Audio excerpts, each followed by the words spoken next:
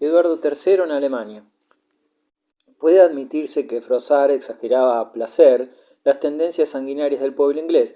De todos modos, lo cierto era que Eduardo III aparecía como el hombre oportuno para encauzar el temperamento belicoso de su pueblo. El diario inglés le permitía atraerse aliados. Al decir de un contemporáneo, lo repartía con tanta generosidad que parecía un caudal inagotable.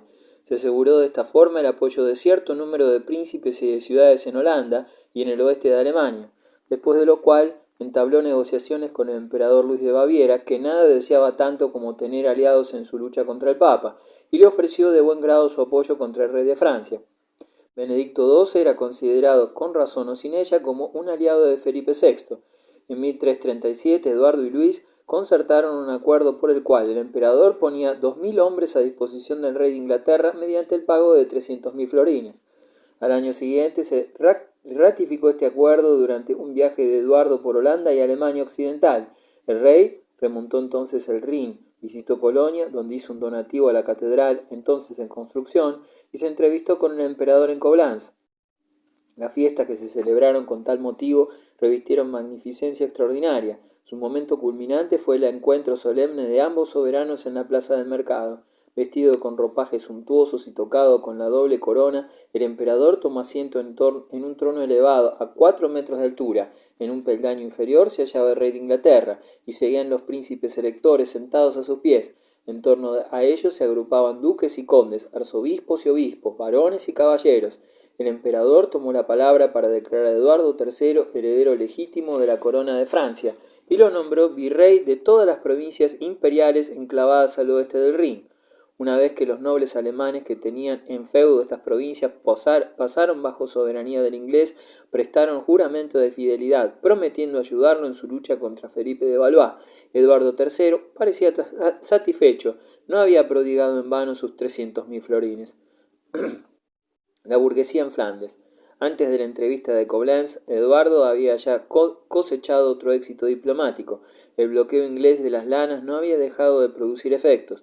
Los telares flamencos se hallaban inactivos. Los comerciantes e industriales de las ciudades estaban dispuestos a ponerse de parte del rey de Inglaterra. Hallaron su jefe en la persona de Jacobo van Artevelde, hombre que simboliza a nuestro parecer la encarnación de su clase social. Era un patricio enriquecido por el comercio, el corretaje y sin duda también la hostelería, y fue uno de los primeros representantes del nuevo espíritu que, en la Europa de finales de la Edad Media, indujeron a la burguesía a desempeñar un papel político más importante, a adquirir mayor grado de prosperidad y a participar más activamente en el progreso de la cultura humana. Antes que muchos otros, Van Artevelde se percató de la conveniencia de aprovechar las coyunturas tanto nacionales como internacionales. Su papel en la historia universal comenzó hacia 1337-1338, fecha en que se dedicó a la tarea de restaurar la vida económica de Flandes. De un modo a la vez enérgico y prudente, organizó la resistencia contra la política francófila del conde Luis de Nevers, que amenazaba con precipitar al país a la miseria. La rebelión estalló en diciembre de 1337. 3 días después de Navidad, unos centenares de ciudadanos de Gante, convocados por los regidores, se congregaron en asamblea en la gran explanada que se extendía delante de la abadía cisterciense de la Boulogne. Jacobo van Artevelde arengó a la multitud, les habló de la urgencia de un entendimiento cordial con Inglaterra, sin el cual Flandes estaba condenado a perecer de inanición. El 3 de enero siguiente, Gante eligió una junta dominada por la enérgica personalidad de Jacobo van Artevelde. El primer acto político de este fue entablar negociaciones con los aliados continentales del rey de Inglaterra, el duque de Brabante, el conde de Hainaut y el conde de Gueldre. Estas conversaciones se vieron coronadas pronto con el éxito, ya que Eduardo III decidió levantar el embargo sobre las exportaciones, de manera que, a partir de marzo, los primeros sacos de lana inglesa irían llegando a Gante. Jacobo van Artevelde se dedicó entonces a aplicar su programa. Ante todo, obtuvo de los reyes de Inglaterra y Francia el reconocimiento de la neutralidad de Flandes. Después procuró un entendimiento más estrecho entre los 3 territorios de Flandes, Gante, Ypres y Brujas, y por último buscó la unión económica y militar de los diferentes principados que integraban los Países Bajos. Mientras tanto, habían comenzado ya las hostilidades entre Francia e Inglaterra. En otoño de 1337, Eduardo III dirigió a su pueblo un manifiesto contra aquel Felipe de Valois que, a pesar de todos los esfuerzos del rey Eduardo para traerlo a un compromiso y una reconciliación, había provocado la guerra por su obstinación y sus perversos designios.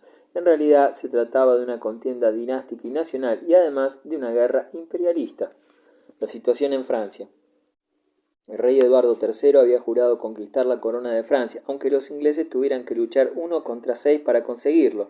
Pronto pareció que su deseo tenía harta probabilidad de realizarse.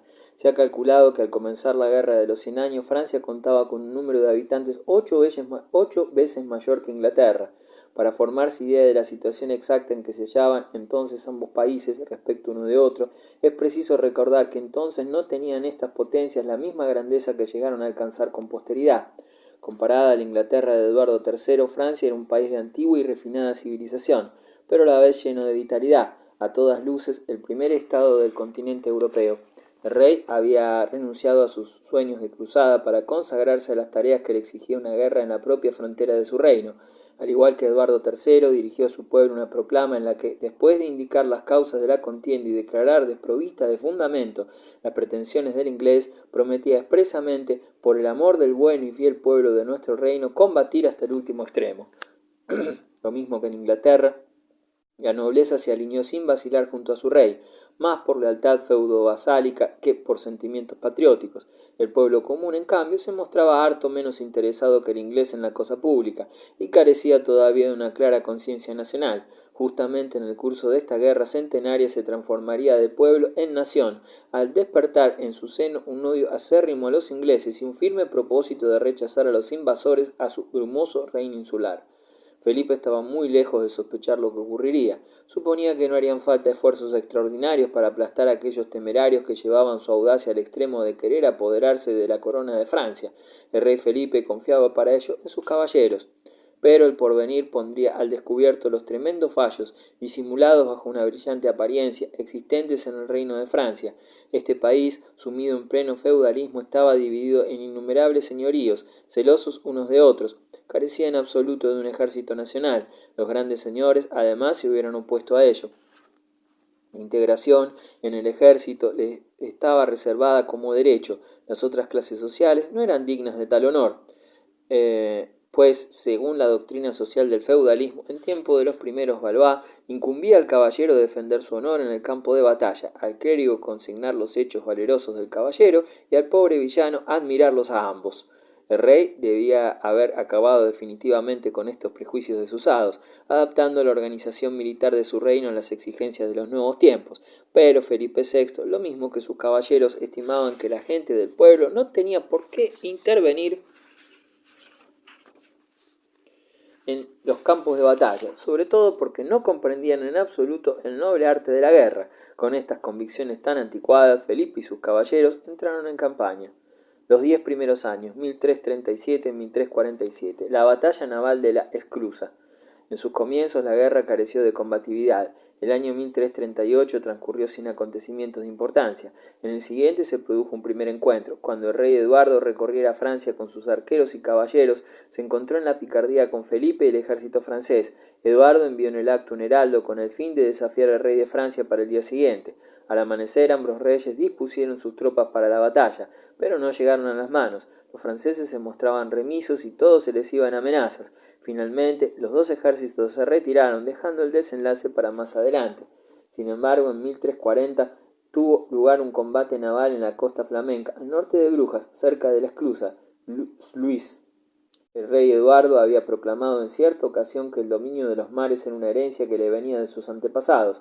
A principios del verano de 1340, creyó llegado el momento oportuno de demostrar tal afirmación, reuniendo una flota de casi 200 navíos.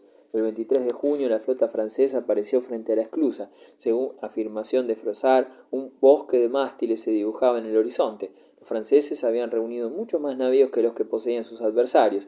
Además estaban seguros de su victoria. Cuando el almirante inglés hizo virar sus barcos de costado para situarse del modo más ventajoso con respecto al sol y al viento, los franceses exclamaron: «Mirad los cobardes, ahí están los hombres contra quien no podemos combatir». pero ante su estupor los ingleses dirigieron de improviso la proa contra ellos. Los arqueros ingleses arrojaron sobre los navíos franceses un diluvio de flechas, luego siguió un espantoso cuerpo a cuerpo, mientras los marinos maniobraban con los navíos. Los caballeros manejaban la espada. La batalla duró más de 9 horas. En este memorable encuentro los franceses perdieron 25.000 hombres, entre muertos y ahogados, mientras que las pérdidas inglesas se redujeron a 4.000 hombres. A favor de la oscuridad, el almirante francés pudo retirarse todavía con unos 30 navíos. La batalla de la Esclusa fue muy celebrada por los vencedores. Los ingleses conmemoraron esta jornada como su primera gran victoria naval, una especie de Trafalgar de la Edad Media. En medio de la embriaguez de su triunfo, el rey Eduardo dirigió una carta a Felipe de Valois, desafiándolo a singular combate para evitar mayor efusión de sangre cristiana. Felipe, lleno de dignidad, escribió al monarca inglés que el rey de Francia no se dignaba responder una carta de la que no se consideraba destinatario, pero que, habiéndose enterado de que un vasallo rebelde se había atrevido a invadir su reino, procuraría expulsarlo por todos los medios. El dinero, nervio de la guerra. El rey Felipe pronto aprendió bien, a su costa, que no era tan fácil echar al insolente vasallo de su reino. Siguieron luego varios años de operaciones militares prolongadas y nada espectaculares, alternando con periodos de armisticio en los que los ingleses asolaban y devastaban los territorios del modo más brutal, aunque estuvieran acosados por el frío y el hambre. Entablaban combate en todos los lugares donde la ocasión se presentaba. Tal forma de hacer la guerra ofrecía pocos rasgos comunes con el elevado ideal de la caballería, solo causaban innegables sufrimientos a la población francesa y arruinaban al pueblo inglés. Ninguno de los dos bandos litigantes obtenía la menor ventaja. De todas las regiones septentrionales de Francia se elevaba la humareda de ciudades y pueblos incendiados. El odio no cesaba de incrementarse por ambas partes. El rey Felipe se impacientaba y no comprendía que tales reveses fueran posibles. Eduardo no se sentía mucho más satisfecho. Comprobaba con pesar que era tan difícil costear sus guerras como obtener la victoria decisiva, tan ardientemente deseada. El soberano inglés se halló por fin falto de dinero y obligó al Parlamento a votarle importantes créditos, apoderándose del diezmo que correspondía por derecho al clero y tomando en préstamo otros fondos. Los banqueros italianos le adelantaron enormes cantidades. Quizás habían encontrado ventajosas las transacciones llevadas a cabo con los dos primeros Eduardos. En cuanto Eduardo III aceptó de buen grado sus propuestas, con dinero italiano compraba aliados. Pero llegó el día en que hubo de pagar sus deudas. Debía a la importante banca Bardi de Florencia 900.000 florines de oro, 300.000 libras. Otra casa de Florencia le había prestado 600.000 florines, y así sucesivamente. La situación ya alarmante terminó siendo catastrófica. En 1345 la casa Bardi fue a la bancarrota, acontecimiento que arrastró a toda Florencia al luto y a la miseria. Después de Bardi, Peruzzi y otros banqueros fueron víctimas de la especulación político-económica de la monarquía inglesa. Desde 1340 la situación económica había llegado a ser tan extremadamente crítica para Eduardo. Hallándose en Gante, tras la victoria de la Esclusa, sus acreedores vinieron a cobrarle. El asunto le pareció tan espinoso que se apresuró a reembarcar en secreto en uno de sus navíos para regresar a Inglaterra a toda vela. En tal estado de penuria se vio precisado a poner su corona en prenda de garantía y dejó de efectuar la entrega de la dote que prometiera a su hija. Los contribuyentes se mostraron implacables cuando trató de elevar de nuevo los impuestos. El Parlamento comenzó a hacerle reconvenciones. Gastado el dinero, la fidelidad de los aliados reveló ser un falso señuelo. El emperador Luis olvidó las grandes fiestas de Coblenza y se inclinó a favor del rey de Francia. Y lo que fue más grave, el apoyo a los ingleses comenzó a vacilar en las ciudades flamencas. Van Artevelde cayó víctima del movimiento democrático en 1345. Sus enemigos lo acusaron de haber dilapidado los fondos públicos. El populacho furioso se congregó en Gante, ante su casa. Van Artevelde intentó primero parlamentar, pero, convencido de su inutilidad, huyó por una salida secreta. Descubierto, fue asesinado en el acto. Los ingleses perdieron de este modo toda esperanza de ayuda por parte de las ciudades flamencas. Sin embargo, Eduardo no renunció por ello a sus proyectos. Redobló sus esfuerzos y tuvo la satisfacción de ver que el Parlamento votaba los impuestos solicitados. Así la campaña en tierra francesa pudo reanudarse en el mismo 1345. El rey estaba firmemente resuelto esta vez a obligar a su inaprensible adversario a medirse con él.